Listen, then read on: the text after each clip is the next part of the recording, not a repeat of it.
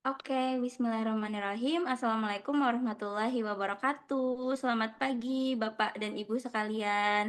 Ibu dosen kami yang terhormat, salam sehat dan juga salam sejahtera. Perkenalkan kami dari kelompok 6. Pada hari ini kami ingin membahas mata kuliah mengenai menentukan tujuan literatur review.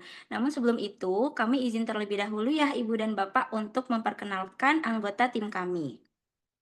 Yang pertama yaitu ada Kak Lucky Persiana yang cantik di sini, kemudian ada juga Kak Kinanti yang gak kalah manis, kemudian ada Kak Anggia yang super duper keren, kemudian ada Ibu Dian yang Masya Allah sekali, dan ada saya yaitu Anissa Rahayu. Nah, kira-kira Ibu dan Bapak sudah siap belum untuk memulai mata kuliah hari ini? Oke, sebelum kita memulai mata kuliah hari ini, izinkan kelompok kami untuk memberikan sedikit ice breaking ya Ibu dan Bapak biar semangat menjalani kuliah hari ini. Adapun ice breaking-nya yaitu susun kalimat. Jadi Ibu dan Bapak silahkan sekarang siapkan kertas masing-masing ya. Kemudian di dalam slide ini kami sudah menyiapkan 5 buah kalimat yang bersifat acak. Jadi Ibu dan Bapak silahkan tebak ya, kira-kira apa sih kalimat yang tepat dari nomor 1 sampai nomor 5. Kemudian, Ibu dan Bapak silakan tulis dan catat di kertas masing-masing dan kirim jawabannya di kolom komentar. Kita akan menunggu siapa kira-kira kelompok yang paling cepat menjawab ice breaking kita dan juga memberikan pertanyaan untuk kelompok kita. Nanti 3 kelompok tercepat akan kita berikan reward. Oke, semangat Ibu dan Bapak untuk mengisi ice breaking-nya. Langsung saja ya Ibu dan Bapak, kita mulai memasuki materi pertama. Untuk materi pertama akan disampaikan oleh Kak Eci. Kepada Kak Eci, waktu dan tempat dipersilahkan. Baik, terima kasih Kak Ica. Baik, Bapak dan Ibu, selanjutnya saya akan mulai masuk ke dalam materi yang berjudul menentukan tujuan dalam literatur review. Mengapa literatur review itu penting? Literatur penting karena membantu peneliti memahami peta penelitian yang sudah ada, sehingga peneliti dapat mengetahui topik apa saja yang diteliti sebelumnya dan menemukan research gap atau celah penelitian yang masih belum banyak dibahas. Dengan begitu, penelitian dilakukan menjadi lebih terarah dan tidak mengulang penelitian yang sama. Pada bagian kiri, terdapat beberapa permasalahan yang sering dialami peneliti, seperti terlalu banyak mengumpulkan jurnal, topik penelitian yang terlalu luas, tidak mengetahui fokus pembahasan, hingga bingung memulai penelitian. Hal ini sering terjadi ketika peneliti belum menemukan literatur review secara baik. Kemudian pada bagian tengah dijelaskan resiko jika penelitian dilakukan tanpa literatur review. Peneliti bisa saja mengulang penelitian yang sudah ada, tidak menemukan research gap, penelitian menjadi tidak terarah, dan kurang memahami perkembangan penelitian terbaru. Lalu apa sih peran atau solusi dari adanya literatur review?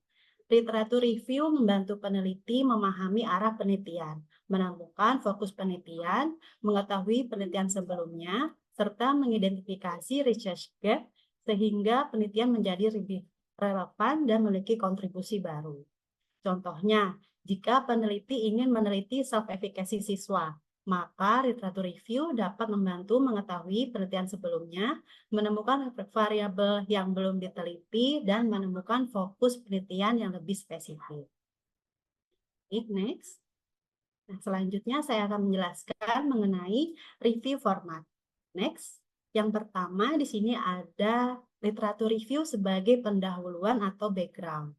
Literatur review pada bagian pendahuluan berfungsi untuk memperkenalkan topik penelitian serta menempatkan penelitian baru ke dalam konteks penelitian yang sudah ada sebelumnya. Dengan kata lain, peneliti menunjukkan bahwa topik yang diteliti memiliki dasar teori dan didukung oleh penelitian terdahulu.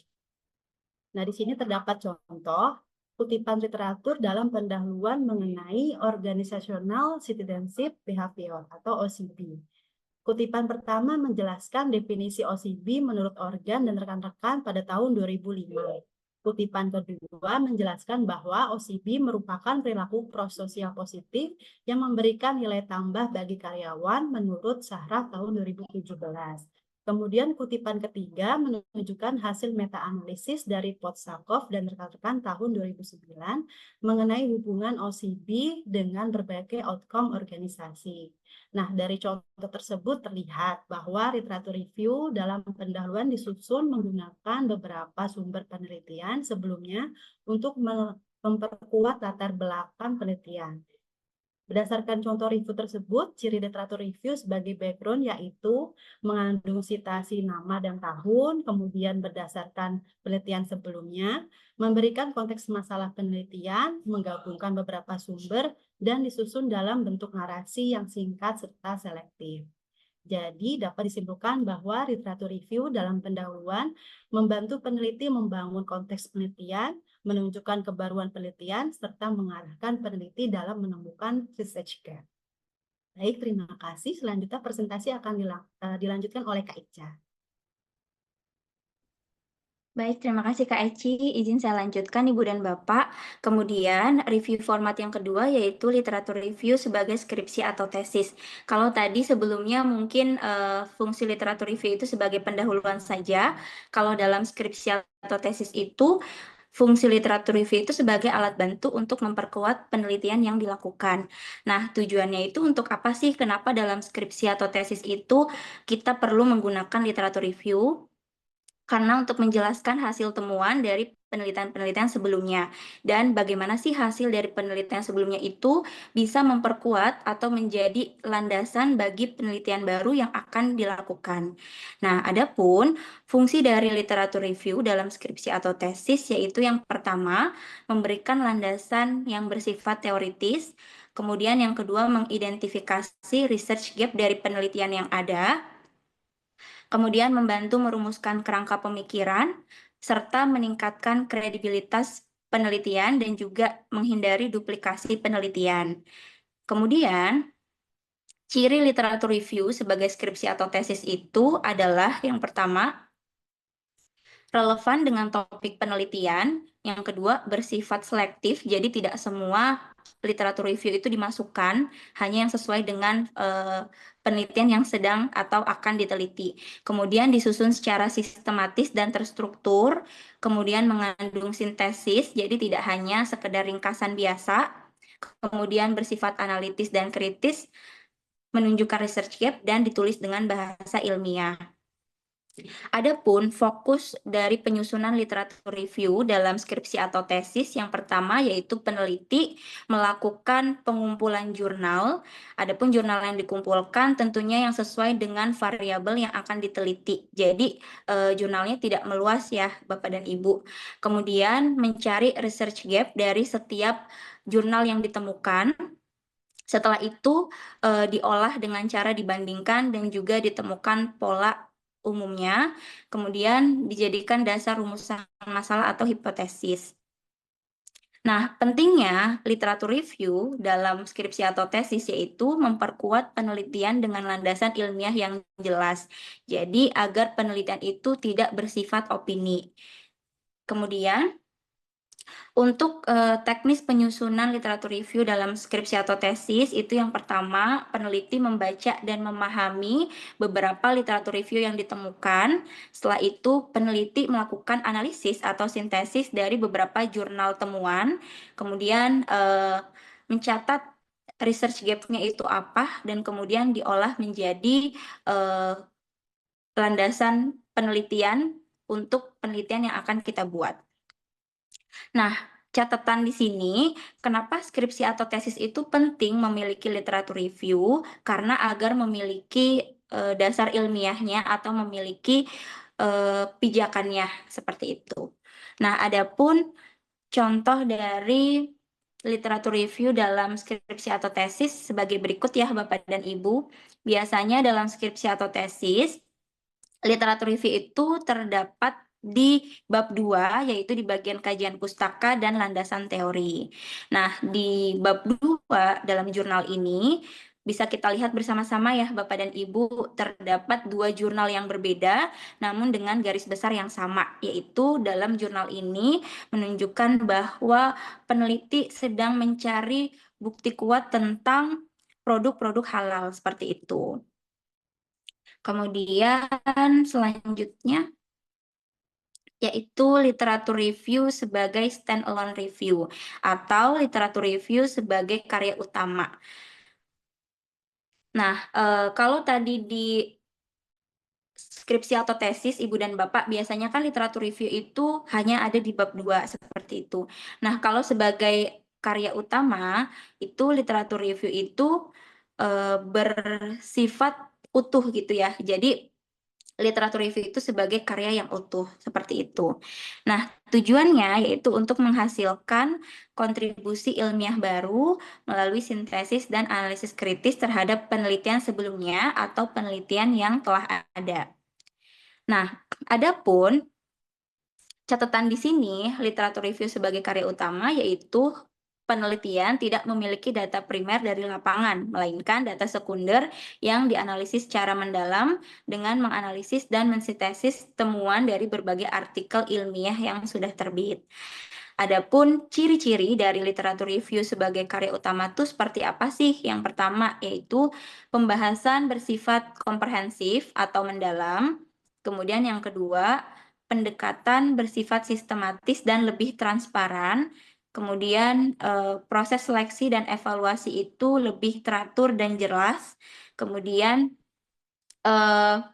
mengikuti struktur artikel ilmiah secara utuh. Adapun jenis-jenis literatur review sebagai karya utama, salah satu contohnya yaitu ada systematic literatur review, kemudian ada naratif literatur review, kemudian ada meta-analysis, dan juga ada scoping review. Jadi bedanya kalau literatur review sebagai bagian dari skripsi itu sebagai fondasi atau dasar teori, kemudian kalau literatur review sebagai karya utama yaitu sebagai bangunan atau penelitian yang bersifat utuh seperti itu. Oke, adapun contoh dari format literatur review sebagai karya utama ya Ibu dan Bapak. Secara umumnya itu yang pertama tentunya ada judul, kemudian abstrak, pendahuluan, metode review, hasil review, pembahasan, serta ada keterbatasan review, kesimpulan, dan juga daftar pustaka.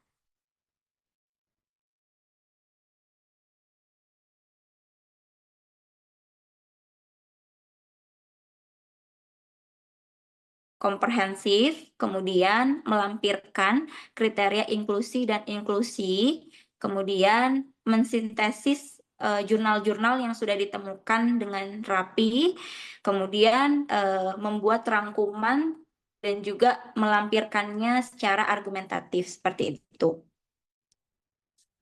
Selanjutnya yaitu berikut salah satu contoh kutipan literatur review sebagai karya utama. Yang pertama di sini ada literatur review dengan jenis sistematik literatur review ya Ibu dan Bapak. Seperti di format sebelumnya, terlampir abstrak, kemudian metode penelitian, hasil penelitian. Kemudian juga di sini ada diagram prisma dan juga ada kesimpulan. Nah, secara garis besar dari jurnal berikut ini yaitu menunjukkan bahwa kemampuan berpikir kreatif dapat dilatih melalui pembelajaran matematika berdasarkan kajian dari 15 artikel internasional dan 5 artikel nasional. Maka dari itu disimpulkan bahwa penerapan model pembelajaran berbasis problem based solving itu merupakan upaya yang paling banyak dilakukan untuk meningkatkan kemampuan berpikir anak. Kemudian selanjutnya yaitu contoh kedua, yaitu dengan jenis penelitian naratif review. Di sini sudah terlampir ya format penulisannya seperti apa Bapak dan Ibu, boleh silahkan sambil dicek bersama-sama ya. Kemudian di sini juga ada tabel review jurnalnya. Ini contoh dari tabel review jurnal.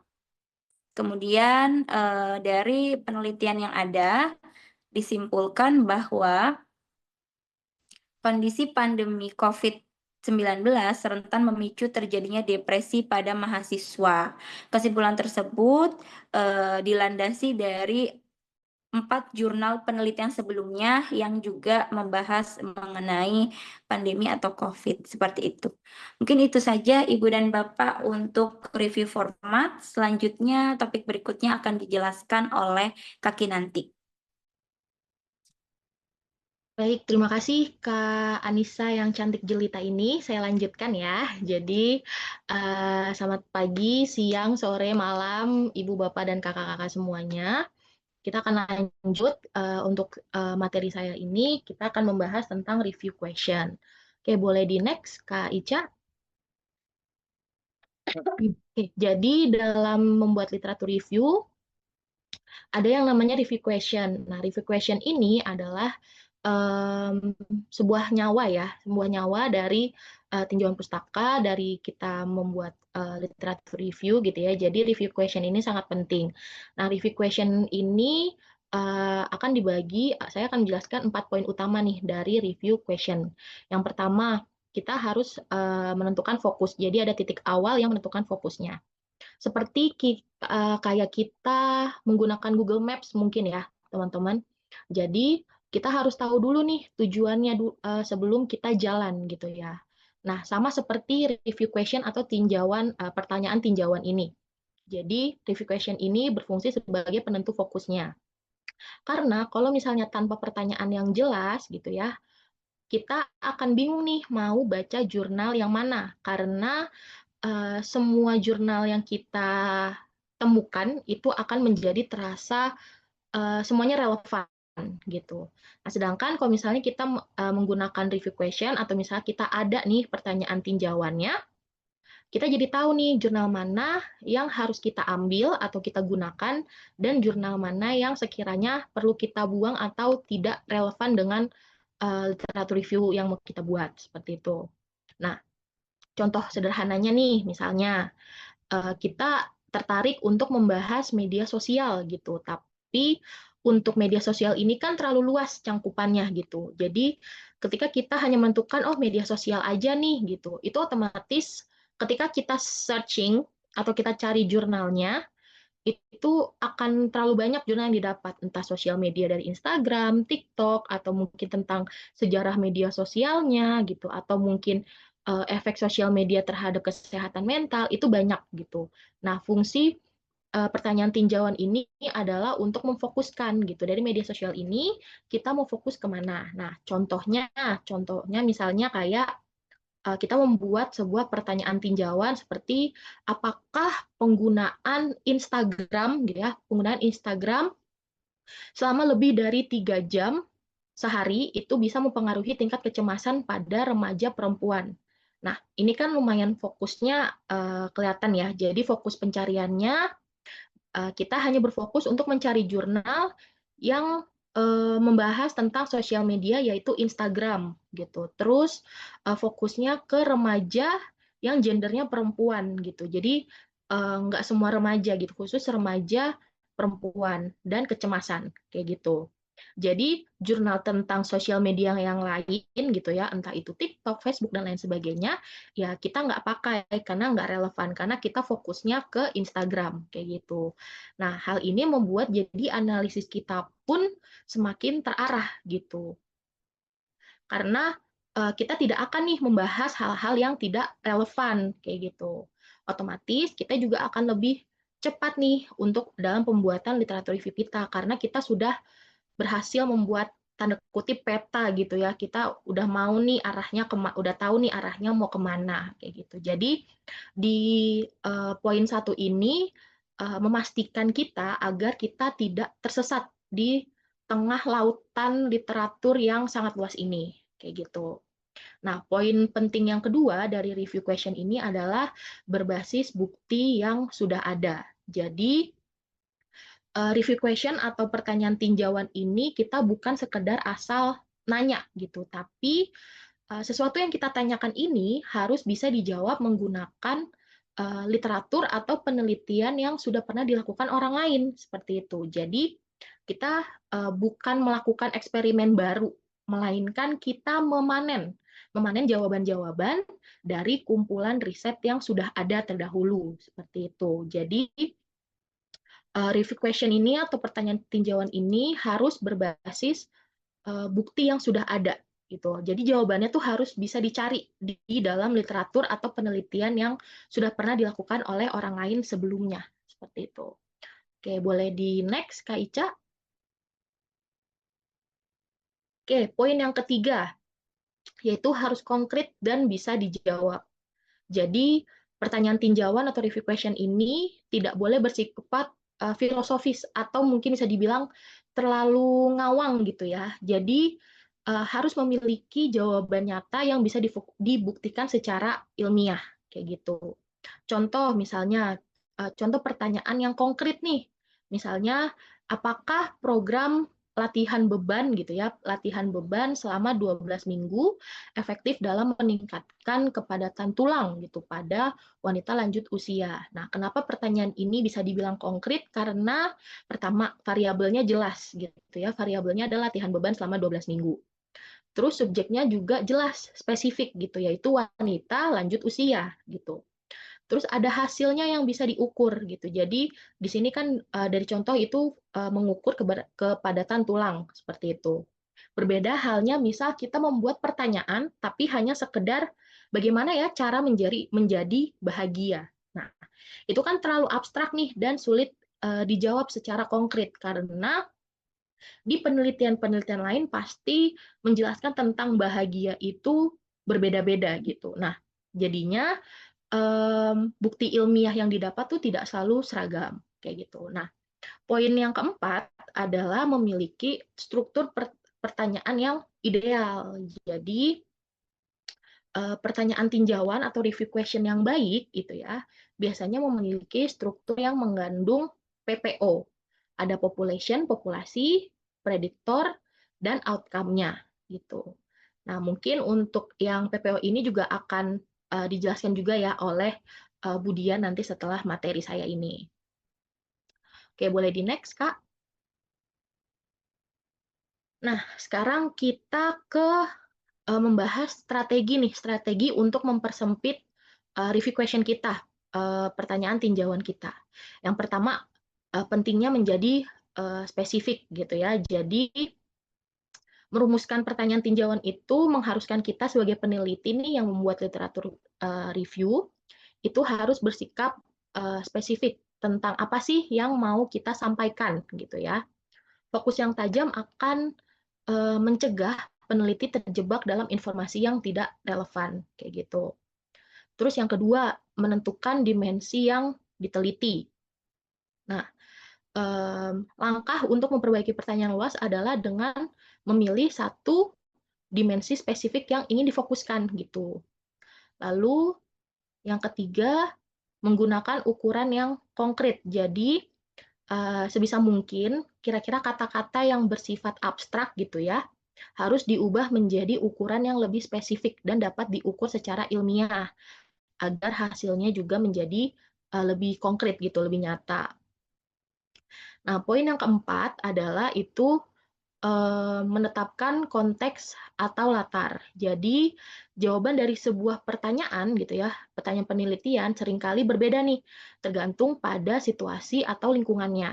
Jadi, menyebutkan konteks itu cukup krusial kayak gitu. Nah, boleh di next, Kak Ica. Oke, nah di sini saya ada perbandingan contoh ya, yang tadi dalam strategi mempersempit review question itu. Di sini ada komponen, terus contoh pertanyaan yang jika terlalu luas, dan pertanyaan yang sudah dikerucutkan, dipersempit. Nah, misalnya nih topik utamanya, misal kita mau membahas perbedaan individu. Nah, sedangkan kan perbedaan individu ini terlalu luas ya, bisa perbedaan individu dari segi usia, dari segi hobi, sifat, dan lain sebagainya. Nah, strateginya adalah pertanyaan kita spesifikin. Jadi, apa namanya, kita lihat nih, oh kita bagi menjadi tipe kepribadian gitu. Jadi perbedaan individu itu kita lihat dari tipe kepribadiannya, yaitu introvert dan extrovert, misalnya kayak gitu. Otomatis kan itu udah mempersempit ya. Jadi kita akan fokus mencari datanya ya tentang individu yang introvert dan extrovert. Terus misalnya nih dari komponen indikator hasil gitu ya. Misal kita mau meneliti atau misal kita mau membahas tentang kesuksesan. Nah, kesuksesan ini kan kalau misalnya diterjemahkan atau misalnya dilihat itu terlalu abstrak gitu ya, terlalu luas. Sukses itu bisa berarti mungkin orang yang bahagia bisa dianggap dia sukses nih, sudah bisa bahagia misalnya. Oh, dia terkenal, dia sudah sukses kayak gitu.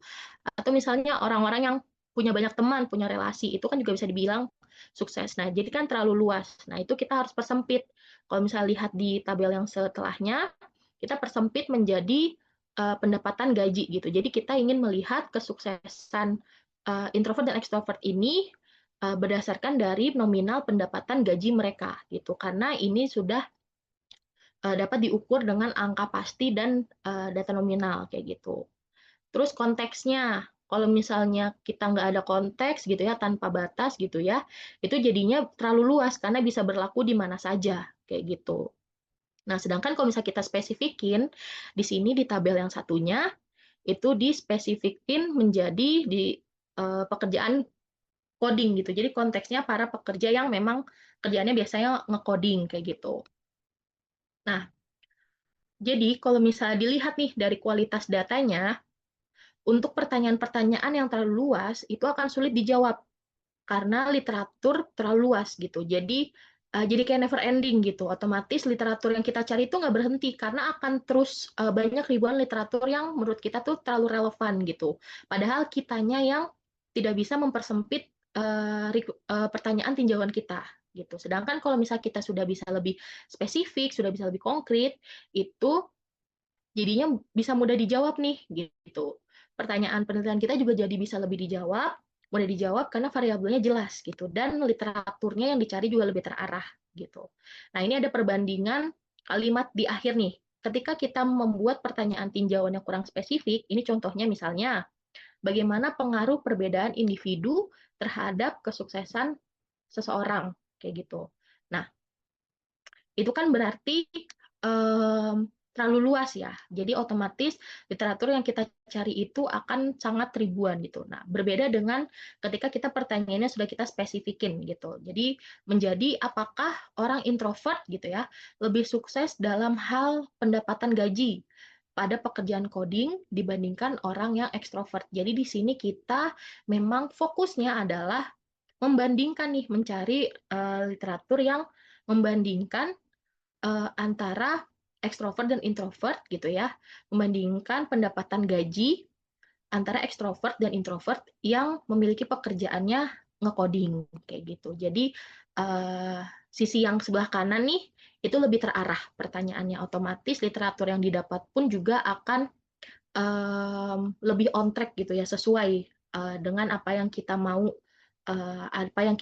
teliti, apa yang kita mau cari gitu ya. Jadi nggak melenceng kemana-mana. Oke, next, Kak Ica.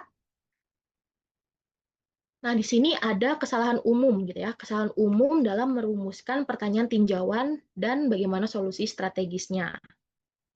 Yang pertama, kesalahan umum yang pertama, biasanya kerangka tinjauan yang terlalu luas, seperti yang sudah dijelaskan sebelum-sebelumnya gitu ya.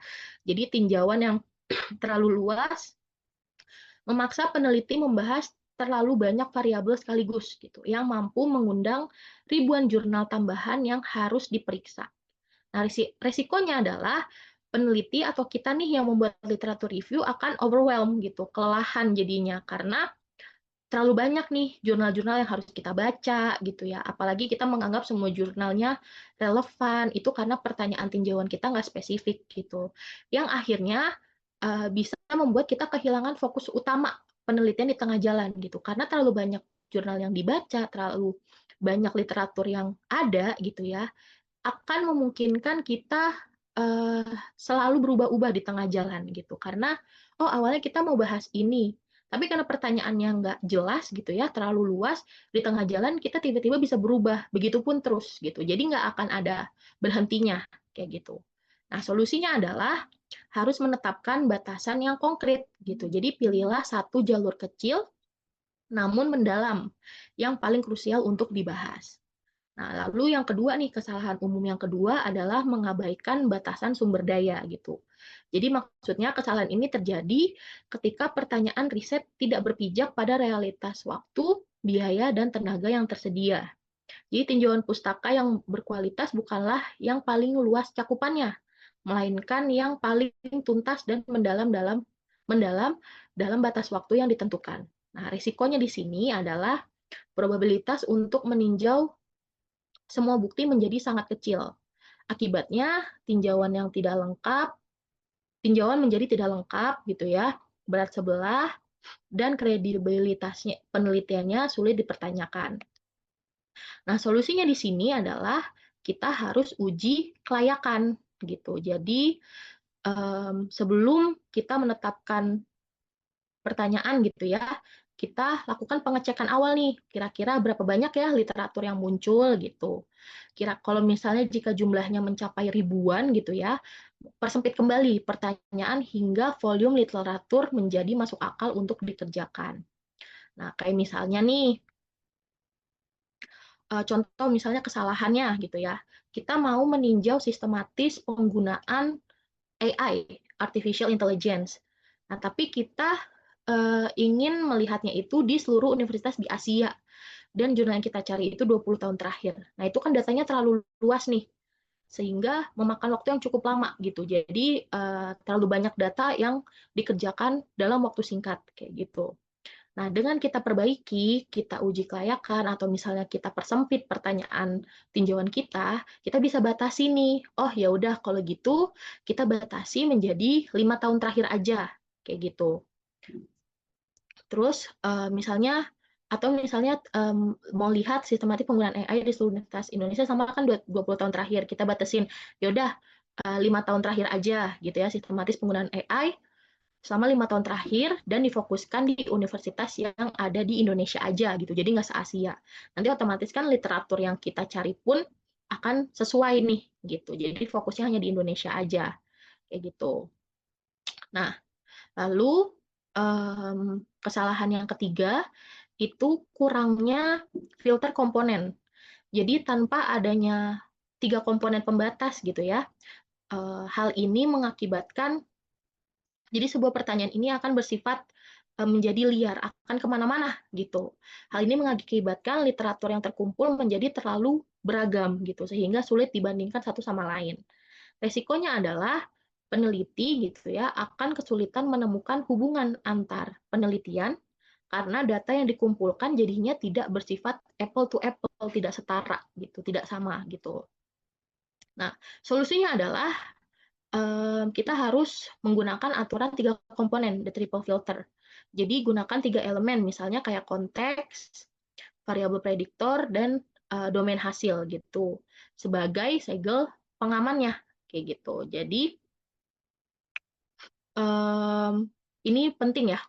Jadi biar literatur review yang didapat pun juga nggak terlalu beragam gitu ya. Jadi kita tetap bisa on track kayak gitu. Jadi dengan cara ini pertanyaan juga secara otomatis akan tertutup nih dari gangguan literatur yang tidak relevan. Kurang lebih seperti itu. Oke, boleh di next, Kaica. Nah, oke. Jadi sebelum kita next ke materi yang selanjutnya yang akan dijelaskan oleh Budian, kita ada ice breaking lagi nih, teman-teman. Jadi kalau untuk ice breaking-nya ini word connection gitu ya. Jadi nanti di sini akan ada beberapa gambar. Silakan dari gambar-gambar tersebut, Ibu, Bapak, dan teman-teman menebak nih. Dari gambar itu tersusun kata apa sih kayak gitu ya. Oke, mungkin untuk satu gambar kita akan kasih beberapa detik sebelum kita next ke gambar lain. Nah, ini gambar pertama, boleh? Oke. Oke, kalau gitu boleh next ke gambar yang kedua, Kak Ica. Nah, bisa dilihat ya nanti Ibu, Bapak, teman-teman bisa ditebak-tebak. Oke. Boleh next lagi? Oke, berarti ada 2 gambar ya. Jadi, um, untuk mengingatkan kembali, jadi nanti berarti kan kita ada 2 ice breaking nih. Jadi nanti silakan Ibu, Bapak, dan teman-teman di komen yang sama gitu ya. Silakan tuliskan pertanyaan jika ada pertanyaan untuk kelompok kami. Lalu di bawahnya silakan tuliskan jawaban 5 kalimat ya, 5 kalimat yang tadi acak itu di ice breaking yang pertama dan jawaban dari ice breaking yang kedua tadi. Kayak gitu. Silakan dituliskan. Nanti kita akan pilih 3 kelompok yang paling cepat mengirimkan, 3 kelompok paling cepat dan benar pastinya ya. 3 kelompok yang paling cepat dan benar akan kita kasih reward yang nanti mungkin akan kita kasih ketika kita ada kuliah tatap muka. Oke, kalau gitu penjelasan dari saya sekian. Terima kasih Ibu, Bapak, dan teman-teman sekalian. Sekarang akan dilanjut oleh Bu Dian mengenai review scope. Silakan Bu Dian. Oke, terima kasih Kak Kinan. Alhamdulillah ya, tadi kita sudah melaksanakan ice breaking ya. Mudah-mudahan teman-teman semangat nih. Karena nanti kan ada reward ya Kak Kinan ya. Oke, dari tim kami ya. Oke, terima kasih. Sebelumnya selamat pagi, selamat siang, selamat sore, selamat malam buat teman-teman semuanya yang menonton video ini ya. Tadi sudah dibahas oleh rekan-rekan saya bahwa pertama kita sudah bahas tentang review format ya. Lalu ada review question. Sekarang kita akan bahas tentang review scope. Nah, apa sih itu review scope ya? Review scope itu merupakan batasan yang akan digunakan agar proses telaah literatur itu menjadi lebih terarah, fokus, dan sistematis dengan menentukan ruang lingkup review akan memudahkan dalam memilih sumber literatur yang relevan sesuai dengan topik penelitian yang akan dikaji. Nah, dalam penyusunan review ini ada hal penting yang perlu diperhatikan seperti adanya penentuan tema, populasi, atau subjek yang akan diteliti. Variabel yang digunakan juga metode penelitian yang relevan serta rentang waktu publikasi sumber literatur. Sebelum kita membahas lebih jauh, maka kita akan memahami tentang ruang lingkup dari tinjauan dalam penelitian. Karena ruang lingkup ini menjelaskan apa yang akan dibahas dan apa yang akan tidak dibahas dalam sebuah penelitian. Hal ini penting agar dapat memahami fokus kajian itu secara lebih jelas dan tidak terjadi kesalahpahaman terhadap arah penelitian yang dilakukan dalam menentukan ruang lingkup. Peneliti juga harus menentukan topik secara spesifik nih. Ya, jadi kita tidak asal dalam menentukan arah dari tujuan dari sebuah penelitian. Penentuan topik ini juga tidak selalu mudah ya, karena terutama jika topik tersebut itu sudah banyak dibahas dalam berbagai bidang ilmu. Nah, oleh karena itu peneliti harus mampu mempersempit nih fokus penelitian agar pembahasannya lebih mendalam dan terarah. Pada bagian apa yang dibahas, peneliti akan menjelaskan nih ya di situ ada menjelaskan topik atau variabel yang akan dianalisis. Ya, misalnya aspek tertentu gitu ya dari suatu masalah. Periode waktu kapan dilaksanakan, lokasi atau objek penelitian, teori dan pendekatan yang akan digunakan. Itu adalah apa yang akan kita bahas. Lalu berikutnya apa yang tidak dibahas nih? Nah, apa yang tidak dibahas itu menjelaskan tentang bagaimana hal-hal yang sengaja tidak diteliti. Gitu. Tujuannya agar pembaca mengetahui batas penelitian dan tidak menganggap semua aspek akan dianalisis. Contohnya, ada variabel lain yang di luar fokus utama. Lalu ada wilayah atau populasi di luar objek penelitian, maupun aspek yang dianggap eh, tidak relevan. Nah, itu ya. Selanjutnya, terdapat beberapa alasan. Alasan pembatasan. Nah, ini jadi tadi kita sudah bahas apa yang dibahas dan apa yang tidak dibahas. Maka kita akan membahas tentang alasan pembatasan itu kenapa dilakukan. Karena keterbatasan waktu yang pertama. Keterbatasan juga ada data, tenaga, atau agar penelitian dapat lebih mendalam dan fokus. Dan pada inti permasalahan yang dikaji ini, itu ada contoh misalkan, jika penelitian tentang pengaruh penggunaan media sosial terhadap prestasi belajar pada siswa SMA, maka yang akan dibahas itu apa saja? Yang pertama, penggunaan media sosial dan prestasi belajar siswa di kota tertentu. Misalkan seperti itu. Lalu, eh, sedangkan yang tidak dibahas apa? Misalnya, apakah ini mahasiswa, faktor ekonomi, atau jenis teknologi lain di luar media sosial. Jadi, ruang lingkup tujuan itu sangat penting karena akan membantu peneliti dalam menjadi lebih terarah ya.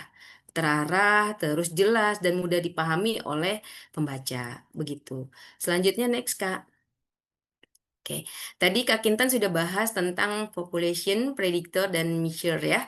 Ada tiga elemen penting dalam menyusun review question, di mana review question ini adalah elemen yang membantu peneliti agar pertanyaan peneliti itu menjadi lebih terarah, ya. Karena selama ini kita mungkin membuat sebuah pertanyaan itu kadang belum terarah dan lebih mudah dianalisis. Elemen yang pertama kita nanti akan membahas apa itu population, apa itu predictor, apa itu measure. Selanjutnya Kak, next. Oke, tadi kita sudah bahas ya, yang pertama adalah populasi. Populasi itu adalah kelompok atau subjek yang menjadi fokus pada penelitian. Bagian ini menjelaskan siapa yang akan diteliti sehingga peneliti memiliki arah dan batas yang jelas. Dengan menentukan populasi sejak awal, peneliti dapat memahami kepada siapa hasil penelitian ini akan berlaku. Contoh, peneliti ini bisa sangat beragam, seperti pada siswa SMA, mahasiswa, guru, remaja, maupun pada orang tua. Pemilihan populasi biasanya disesuaikan dengan tujuan dan topik peneliti yang sedang dikaji. Sebagai contoh, jika peneliti membahas tentang stres akademik, maka populasi yang dipilih bisa saja siswa SMA atau mahasiswa. Jika peneliti membahas tentang pola asuh, maka populasi yang digunakan mungkin orang tua. Jadi populasi itu harus relevan dengan masalah penelitian agar data yang diperoleh benar-benar sesuai dengan kebutuhan dari penelitian itu tersendiri. Pada bagian ini juga saya akan menjelaskan bahwa sebelum melakukan penelitian kita harus menentukan terlebih dahulu kelompok yang menjadi fokus penelitian. Hal ini penting agar proses pengumpulan data lebih terarah dan tidak terlalu luas. Selain itu, penentuan populasi yang tepat akan membantu peneliti menjadi lebih fokus, lebih relevan, dan hasilnya lebih bermakna. Dengan populasi yang jelas, peneliti juga dapat menentukan metode pengambilan sampel, ya, pengambilan sampel, instrumen penelitian, serta teknik analisis yang sesuai. Jadi dapat disimpulkan nih di populasi bahwa populasi ini merupakan dasar yang paling penting dalam penelitian karena untuk menentukan siapa subjek utama yang akan kita teliti. Oke, next Kak, berikutnya adalah variabel prediktor. Prediktor itu merupakan faktor yang mempengaruhi apa yang akan kita uji nih terhadap populasi maupun terhadap variabel lain dalam sebuah penelitian. Variabel ini biasanya menjadi sebuah fokus utama untuk melihat apakah terdapat hubungan atau adanya pengaruh, ya, pengaruh tertentu terhadap sebuah hasil dari sebuah penelitian. Dalam penelitian prediktor sering disebut sebagai variabel bebas dengan simbol X ya. Kalian bisa lihat di situ ada X. Variabel ini berperan sebagai penyebab atau faktor yang diduga dapat mempengaruhi perubahan pada variabel lain. Contoh, outcome atau variabel terikat. Pada slide ini terdapat beberapa contoh prediktor seperti adanya kepercayaan kepada guru, dukungan teman sebaya, self-efficacy, dan academic buoyancy. Variabel tersebut dapat digunakan untuk melihat pengaruhnya terhadap perilaku, ya ada terhadap motivasi, terhadap prestasi atau kondisi psikologis tertentu pada sebuah subjek penelitian. Sebagai contoh, penelitian dapat menguji apakah dukungan teman sebaya mempengaruhi motivasi belajar siswa. Selain itu, apakah self-efficacy berpengaruh terhadap kemampuan siswa menghadapi tekanan akademik. Jadi, prediktor menjadi faktor yang diuji untuk mengetahui ada atau tidaknya pengaruh terhadap outcome sebuah penelitian. Di bagian bawah slide juga bisa kalian lihat jika dijelaskan hubungan antara prediktor dan outcome-nya, yaitu variabel bebas X akan mempengaruhi variabel terikat Y. Hubungan ini yang kemudian dapat dianalisis dalam sebuah penelitian untuk memperoleh sebuah kesimpulan ilmiah. Oke, intinya dari prediktor ini adalah faktor yang dapat dijadikan sebagai penyebab atau faktor yang diduga sebagai pengaruh ya, pengaruh terhadap sebuah perubahan yang ingin dijelaskan dalam sebuah penelitian. Lalu berikutnya ada yang ketiga. Next, Kak. Oke, ada measure ya.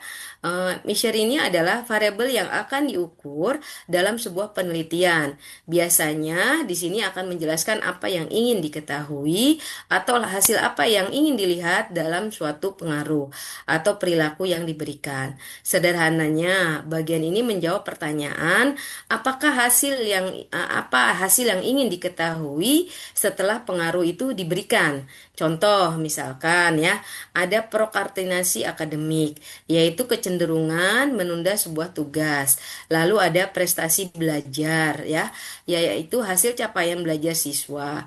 Dan ada kesejahteraan psikologis yang berkaitan dengan kondisi mental dan emosional seorang individu. Lalu ada motivasi akademik, yaitu dorongan dari dalam diri untuk belajar dan mencapai sebuah tujuan akademik. Lalu ada berikutnya pemilihan jurusan, yaitu keputusan siswa dalam memilih jurusan atau program studi tertentu. Melalui outcome ini, peneliti dapat mengetahui apakah faktor atau variabel bebas memberikan dampak atau perubahan pada populasi yang akan diteliti. Jadi intinya dari measure ini adalah untuk melihat hasil, dampak atau perubahan yang terjadi setelah sesuatu pengaruh itu diberikan. Next, Kak. Oke, nah kita nanti akan bahas nih menggali topik penelitian yang potensial. Karena tahap ini merupakan langkah awal yang sangat penting dalam proses penelitian. Karena peneliti mulai menentukan isu atau permasalahan apa yang menarik untuk diteliti. Dan memiliki manfaat bagi pengembangan ilmu maupun dalam kehidupan sehari-hari. Oke, yang pertama Kak, next. Nah, tahapan yang pertama yaitu menentukan pertanyaan dan ruang lingkup review. Nah, di sini tahapannya sangat penting karena pertanyaan review dan ruang lingkup penelitian akan menentukan arah pencarian sumber atau literatur yang akan kita gunakan. Lalu, pertanyaan review juga dapat membantu peneliti fokus pada apa yang ingin diketahui atau dianalisis dari suatu topik penelitian. Dengan adanya pertanyaan ini akan membantu dalam proses dalam pencarian jurnal, artikel maupun sumber ilmiah menjadi lebih terarah dan tidak terlalu luas. Kedua, topik juga yang jelas ya. Di sini juga topik yang jelas karena akan membantu proses literatur review menjadi lebih sistematis dan mendalam. Peneliti dapat lebih mudah memilih literatur yang relevan dengan topik yang sedang dibahas ya. Selanjutnya peneliti juga dapat memahami karakteristik literatur pada topik yang akan dipilih seperti jenis penelitian, teori yang digunakan, metode penelitian hingga hasil-hasil dari penelitian sebelumnya. Hal ini penting agar peneliti memiliki gambaran yang kuat tentang perkembangan penelitian pada bidang tertentu. Dengan menentukan pertanyaan dan ruang lingkup review sangat tepat ya, karena peneliti akan lebih mudah menyusun literatur review yang akan dikelola dengan baik dan secara terstruktur dan sesuai dengan tujuan penelitian. Jadi inti dari tahap ini yaitu untuk memastikan apakah proses pencarian dan pengkajian literatur dilakukan secara fokus, relevan, dan sistematis. Next. langkah selanjutnya yaitu pentingnya meninjau literatur awal ya, agar dapat memahami topik penelitian secara lebih luas. Karena langkah ini adalah untuk mengetahui teori yang paling sering digunakan, serta melihat hasil penelitian terdahulu yang berkaitan dengan topik yang akan dipilih. Selain itu, penelusuran awal juga membantu peneliti dalam mengetahui arah penelitian sebelumnya. Dari sini, peneliti dapat melihat bagian mana yang sudah banyak diteliti dan bagian mana yang masih memiliki peluang untuk dikembangkan lebih lanjut. Tahap ini juga sangat penting untuk membantu dalam menentukan fokus penelitian agar lebih spesifik dan terarah. Dengan fokus yang jelas, penelitian akan menjadi sangat mudah ya disusun dan memiliki tujuan yang lebih kuat. Jadi, inti dari meninjau literatur awal ini adalah dapat membantu seorang peneliti dalam memahami kondisi penelitian yang sudah ada dan menemukan celah penelitian serta menentukan fokus penelitian yang tepat. Next, Kakak. Selanjutnya, langkah selanjutnya yaitu melakukan dalam pencarian eksplorasi ya. Dalam pencarian eksplorasi ini kita bisa melakukan beberapa tahap awal, yaitu dengan mengumpulkan berbagai macam informasi ya dasar mengenai topik yang akan diteliti. Tujuannya agar peneliti memiliki pemahaman awal sebelum melakukan kajian literatur yang mendalam. Ada beberapa langkah yang dapat dilakukan dalam pencarian awal nih.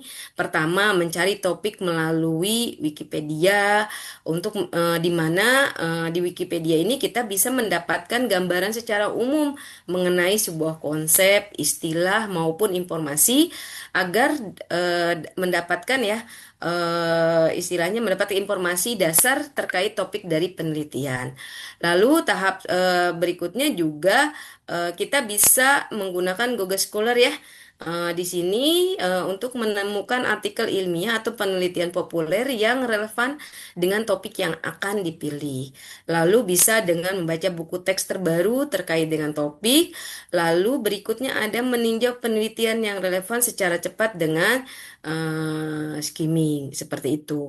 Jadi teknik ini dilakukan dengan membaca bagian yang penting ya. Kalau teknik yang tadi skimming ini judul, abstrak, dan kesimpulan dari kata kunci untuk mengetahui apakah penelitian tersebut sesuai dengan topik yang kita cari atau tidak. Oke, selanjutnya.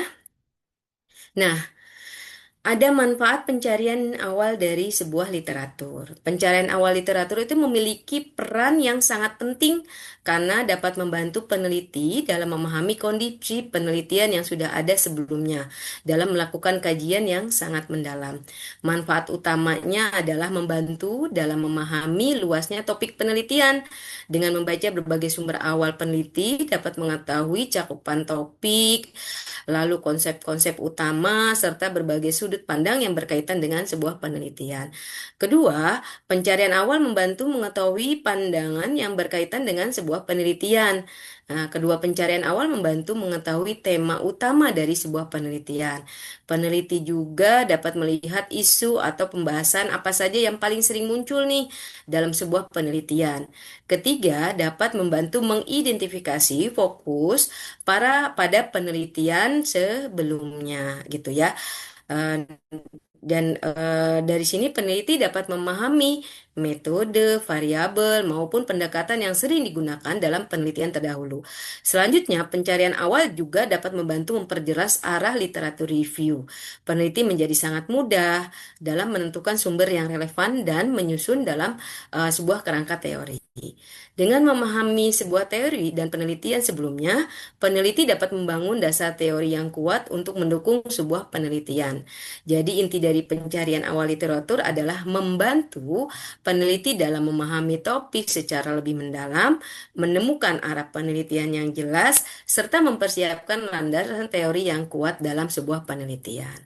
Oke, selanjutnya Kak. Next. Nah, ya. Perlunya kita sebagai seorang peneliti untuk menentukan ruang lingkup topik dalam literatur review.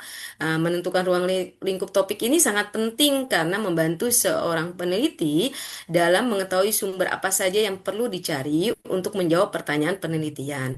Dengan kata lain, peneliti perlu menentukan sampai pada tingkat mana proses review literatur itu akan dilakukan. Di slide ini dijelaskan ya teman-teman bahwa terdapat 3 tingkatan ya, tingkatan dalam review literatur. Tingkatan yang pertama, review literatur itu terdapat penelitian individual ya.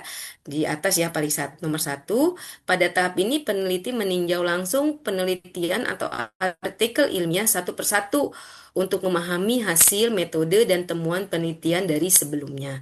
Lalu ada yang di bawahnya itu adalah tingkatan yang kedua, review terhadap literatur review ya.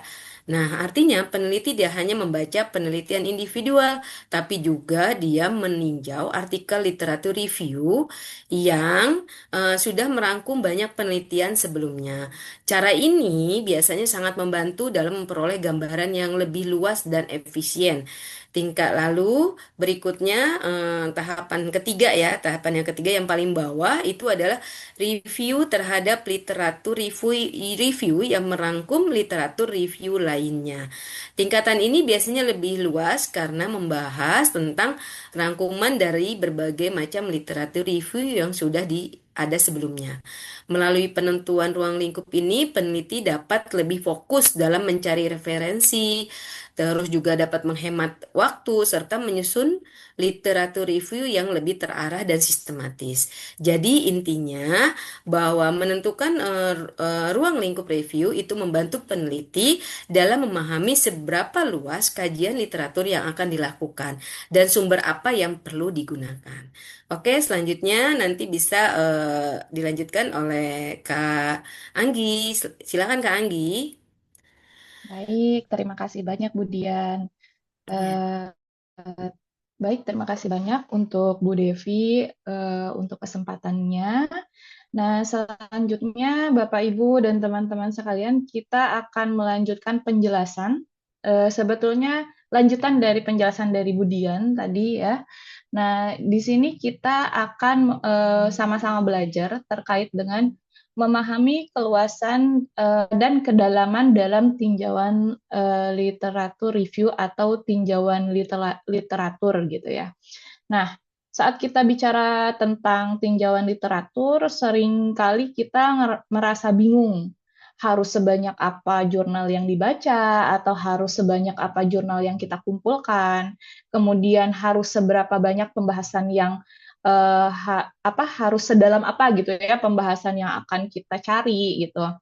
Nah, di sini kita akan membuat strategi gitu ya, bagaimana merangkum itu sehingga seimbang gitu antara keluasan atau kedalaman agar penelitian yang kita lakukan tetap berkualitas dan tidak kemana-mana gitu ya. Nah, kalau tadi kita sempat mendengar penjelasan dari Mbak Kintan, ini tuh sama seperti kita punya peta dalam berjalan gitu ya untuk melihat seberapa jauh sih kita mampu untuk berjalan. Nah, pertama ini kita harus memilih dulu ruang lingkup yang bahas itu apa gitu. Nah, yang pertama ini adalah memilih scope-nya. Nah, kita harus hati-hati nih untuk menentukan cakupannya itu agar tidak terlalu meluas, kemudian juga tidak boleh terlalu sempit gitu. Nah, kita pun harus fokus pada kedalaman. Kedalaman itu kedalaman pembahasan. Jadi pembahasannya tidak hanya misalkan kita info-info yang kita dapat itu terlalu luas, tapi ternyata hanya permukaannya aja gitu, di kulitnya aja. Nah, kita harus memilih tinjauan yang memiliki kedalaman sesuai dengan pembahasan yang akan kita fokuskan. Selanjutnya tuh di poin yang kedua, mengelola literatur yang banyak. Di sini ketika kita sudah memiliki ruang lingkup yang kita dapat gitu ya. Nah, tantangan selanjutnya apa? Kita harus bagaimana mengelola jurnal-jurnal yang atau informasi-informasi yang sudah kita dapat dengan sebanyak itu gitu. Nah, di sini ada 4 poin. Yang pertama itu systematic search gitu ya, lakukan pencarian dan pemilihan publikasi secara saksama dan sistematis. Nah, maksud saksama di sini tuh apa? Kita harus mencari secara teliti, mendalam dan menyeluruh, yaitu mencakup semua sudut pandang. Jadi yang kita cari itu bukan hanya yang sependapat sama pendapat kita gitu ya, perkiraan kayaknya kalau misalkan burnout itu bisa jadi karena faktor lingkungan gitu. Nah, ternyata di penelitian lain burnout itu tidak selalu karena faktor lingkungan, bisa jadi dari personal pegawai itunya sendiri seperti itu. Nah, selanjutnya kita menghindari dalam mengelola literatur yang banyak, kita harus menghindari bias gitu ya. Nah, selain itu kita harus adanya valid dan reliable pada literatur yang kita kumpulkan, di mana kita harus memastikan materi yang kita ambil itu memang tepat dan bisa dipertanggungjawabkan secara ilmiah. Jadi tidak asal-asalan mengambil hasil-hasil penelitian sebelumnya, itu tidak hanya sekedar asal comot lah, istilahnya seperti itu. Nah, terakhir di yang poin nomor 2 ini, struktur tinjauan. Kita menggunakan struktur dalam merangkum literatur-literatur yang didapat agar pembaca nantinya tidak akan bingung gitu sama sama literatur yang sedang kita bahas gitu. Jadi alurnya jelas. Nah, kemudian poin yang ketiga, tujuan akhir dan kontribusi. Nah, di sini kita akan menghasilkan kontribusi yang unik, yaitu tinjauan pustaka dari sintesis materi sendiri yang akan menjadi kontribusi yang unik gitu.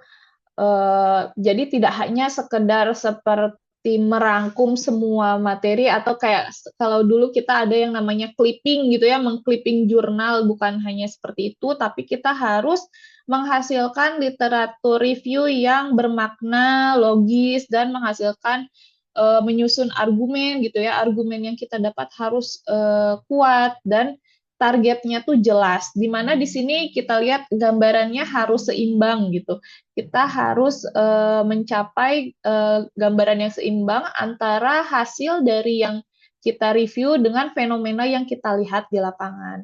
Kemudian yang poin yang keempat, apa yang ingin dicapai atau goal-nya gitu ya. Menyempitkan topik, di mana di sini tujuannya adalah untuk mencapai pembahasan yang lebih spesifik. Kemudian yang kedua, gambarannya seimbang, yaitu mencapai pemahaman yang logis dan tidak menyesatkan pembaca nantinya gitu. Kemudian yang ketiga, strukturnya jelas. Ya, di sini dapat membantu dalam menyusun tinjauan agar lebih sistematis dan berkualitas. Kemudian yang terakhir, tinjauan berkualitas di sini agar literatur review yang kita hasilkan nantinya valid, handal, dan bermanfaat bagi dunia psikologi. Kemudian next. Di sini kita akan memahami terkait dengan tahapan strategis protokol tinjauan pustaka gitu. Nah, di sini apa sih protokol tinjauan pustaka itu gitu ya. Nah, dimaksud dengan protokol ini seperti tadi yang kita sampaikan, sejauh mana kita berjalan gitu. Nah, itu tuh kita harus menentukan dulu roadmap-nya gitu. Dari mulai kita mengumpulkan jurnal gitu, terus step selanjutnya apa. Nah, ini protokol ini akan membantu kita untuk mencapai jurnal yang kita harapkan gitu, agar apa yang kita lakukan itu lebih objektif, sistematis, dan tidak asal pilih jurnal gitu. Nah, di sini yang pertama, cakupan dan fokus awal, yaitu pilih ruang lingkup atau skop yang tidak terlalu luas, seperti yang tadi disampaikan.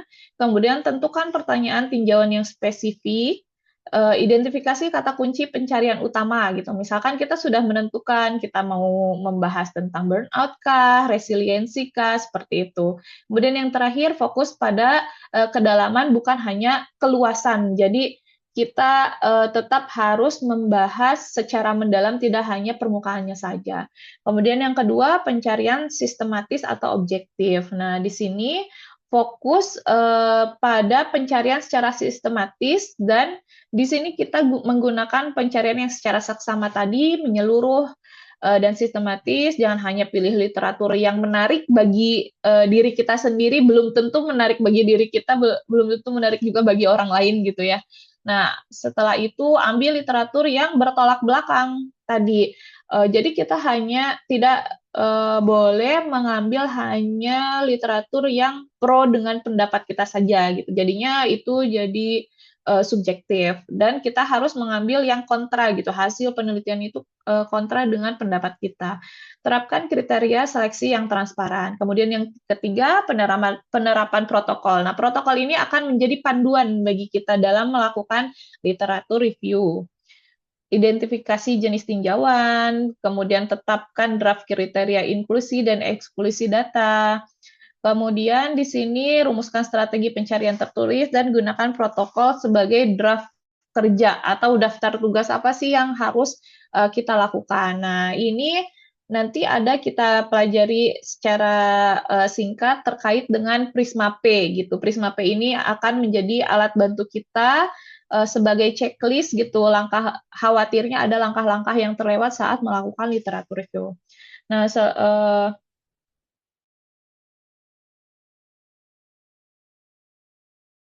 nah, di sini hasilkan sintesis yang berarti dan logis.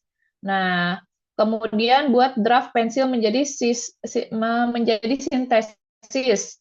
Susun argumen tinjauan yang kuat dan capai gambaran yang seimbang dan logis. Nah, sintesis ini ibaratnya kita sedang membuat sketsa gitu dari saat kita menggambar, kita membuat sketsanya terlebih dahulu menggunakan pensil, selanjutnya kita dapat melukis gitu ya dengan warna-warna. Nah, disinilah kita harus memberikan kontribusi dalam penelitian berupa warna-warna tadi yang unik. Nah, selanjutnya next.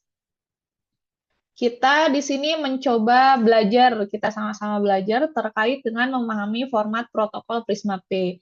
Ini merupakan salah satu strategi dalam tata kelola penelitian, di mana di sini ada yang namanya checklist standar untuk menyusun protokol tinjauan sistematis, memastikan penelitian jelas, transparan, dan dapat dipertanggungjawabkan. Nah, di sini pertama itu administrasi.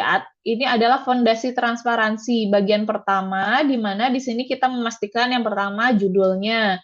Judul dibuat spesifik dan mencantumkan kata protokol agar pembaca mengetahui bahwa dokumen ini merupakan bagian dari perencanaan gitu ya, atau roadmap kita. Nah, kemudian yang kedua, idealnya kita mencantumkan asal dari jurnal-jurnal yang kita dapatkan untuk mencegah adanya duplikasi penelitian. Kemudian yang selanjutnya penulis dan dukungan. Ini merupakan mencantumkan kontributor serta sumber pendanaan atau guna menjaga etika dan keterbukaan informasi penelitian. Kemudian di bagian yang kedua ada pendahuluan atau alasan dan tujuan. Di poin ini kita harus menjawab urgensi dari dilakukannya riset ini apa gitu ya, latar belakangnya apa, masalah penelitian serta memberikan pembenaran atau justifikasi mengapa tinjauan ini perlu dilakukan.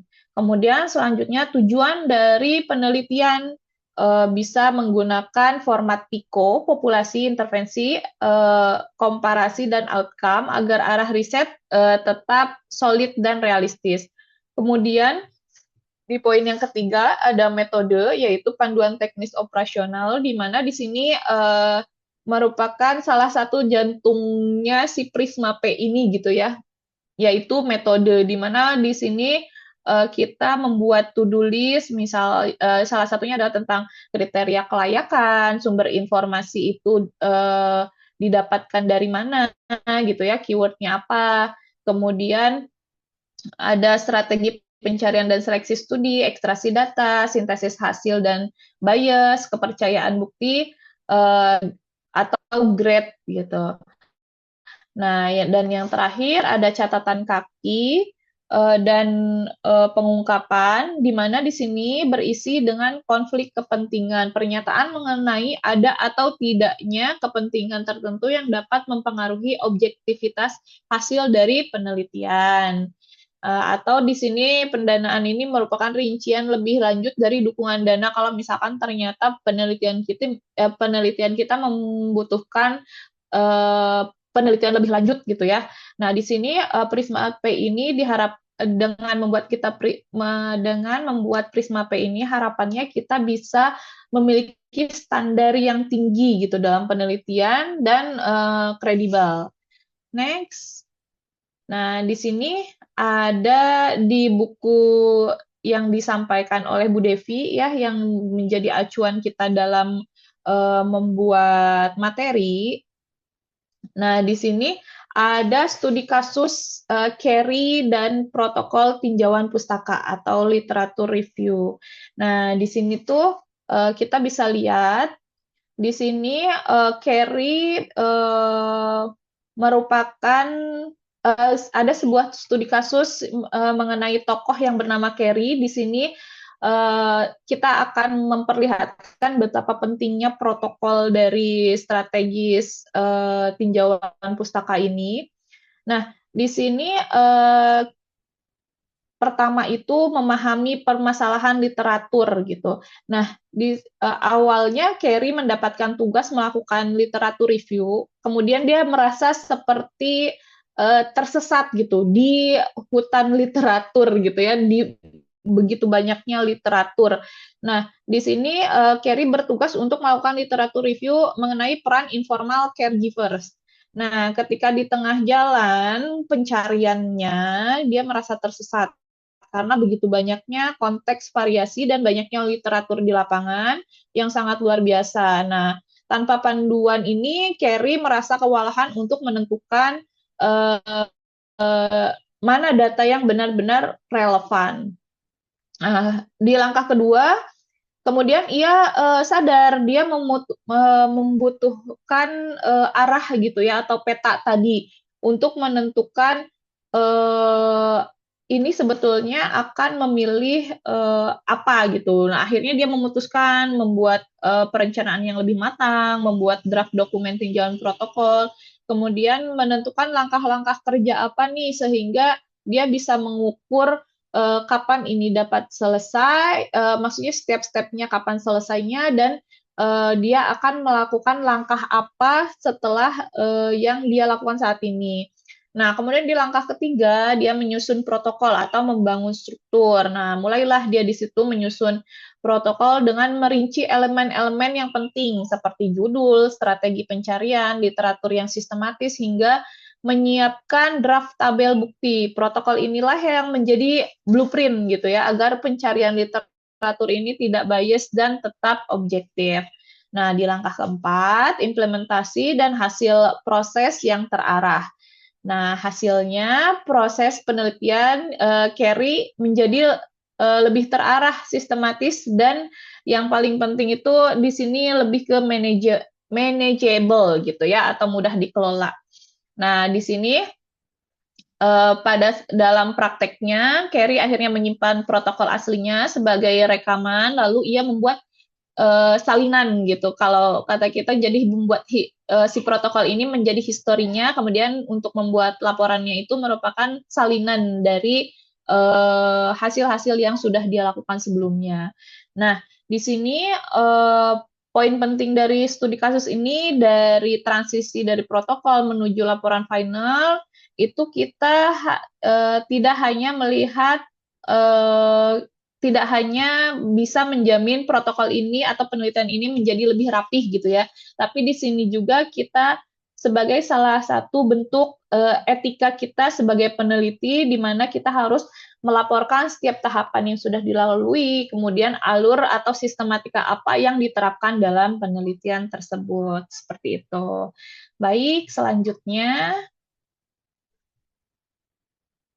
ya, dari Bapak, Ibu, dan teman-teman semua, jika ada pertanyaan, bisa dicantumkan di kolom komentar ya di @link. Nah, kami tunggu pertanyaannya sampai dengan tanggal 15 Mei 2026, yaitu hari Jumat, sekitar jam 21. Kita tunggu pertanyaan-pertanyaannya, sekaligus jawaban-jawaban dari tadi ice breaking tadi ya, ada 2 ya yang disampaikan sama Mbak Ica sama Mbak Kinan. Nah, setelah itu dari Bapak Ibu, insya Allah dari kami akan menjawab setiap pertanyaan tersebut gitu. Baik, mungkin demikian dari kami, dari teman-teman yang lain. Ada yang mau disampaikan lagi? Apakah sudah cukup? Cukup, Sudah cukup, Kak Anggi. Kak, cukup. Oke, baik. Terima kasih. Karena sudah cukup sharing dari kita ya, kita sama-sama belajar dalam hal mata kuliah review literatur ini. Semoga bermanfaat. Kami tunggu pertanyaan dan jawaban dari ice breaking-nya. Terima kasih banyak. Wabillahi taufiq wal hidayah. Wassalamualaikum warahmatullahi wabarakatuh. Assalamualaikum warahmatullahi wabarakatuh. Oke, Kak, udah.